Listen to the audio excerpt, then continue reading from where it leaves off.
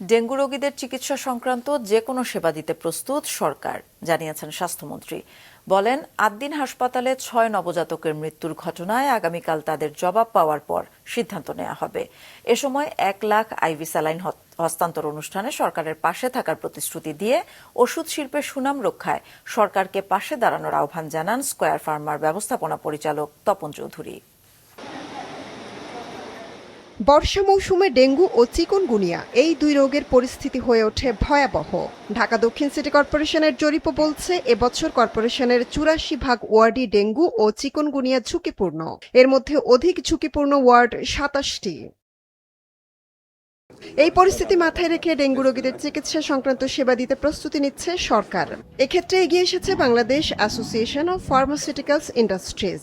আজ সচিবালয়ে স্বাস্থ্যমন্ত্রীর হাতে অনুদান হিসেবে তুলে দেওয়া হয় ডেঙ্গু চিকিৎসায় ব্যবহৃত ১ লাখ আইভি স্যালাইন। অনুষ্ঠানে উপস্থিত স্কয়ার ফার্মাসিউটিক্যালস পিএলসির ব্যবস্থাপনা পরিচালক তপন চৌধুরী বলেন, দেশের সংকটের সময় তারা সব সময় পাশে আছেন। তবে দেশের ওষুধ শিল্প খারাপ সময় পার করছে উল্লেখ করে তিনি এই খাতের অর্জন ধরে রাখতে সরকারের সহযোগিতা চান। খারাপ সময়ের মধ্যে দিয়ে যাচ্ছে এবং যেহেতু এটা একটি আমি বলবো যে সাকসেসফুল ইন্ডাস্ট্রি দেশে, সুতরাং এর পিছনে বিভিন্ন রকম ষড়যন্ত্র চলছে।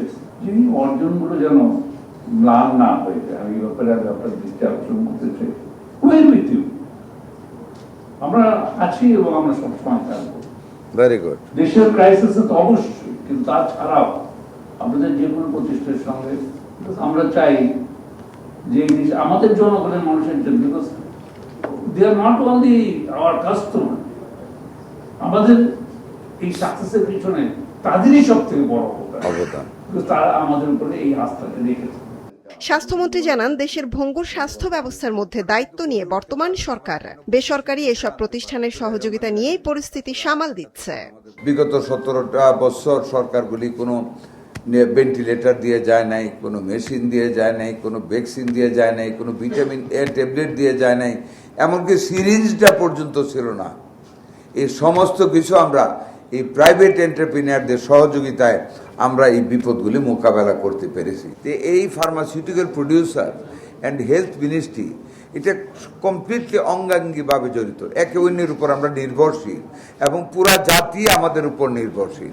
এ সময় সাংবাদিকদের প্রশ্নের জবাবে মন্ত্রী জানান, আদ্দিন হাসপাতালে ৬ নবজাতকের মৃত্যুর ঘটনায় তাদের জবাব পাওয়ার পর জনস্বাস্থ্য মাথায় রেখেই সিদ্ধান্ত। এটা যেহেতু জনস্বার্থ সংশ্লিষ্ট, আমরা জনস্বার্থ সংশ্লিষ্ট থেকে এক বিন্দু মাত্র পিছপা হব না। আমাদের কিছু ধারাবাহিকতা আইন মেনে কাজ করতে হবে। তারা সময় চেয়েছে, কোর্টও সময় দেয় অনেক সময় না, কাজে আমরা সময়টা না দিলে they will get a benefit in the court. শিশুদের মৃত্যুর বিষয়ে কোনো অবহেলা সরকার করবে না বলেও জানান মন্ত্রী। অলওয়েজ আমাদের on the basis of the advice from Moumita জান্নাত, মাছরাঙা সংবাদ, ঢাকা। এবার আসুন।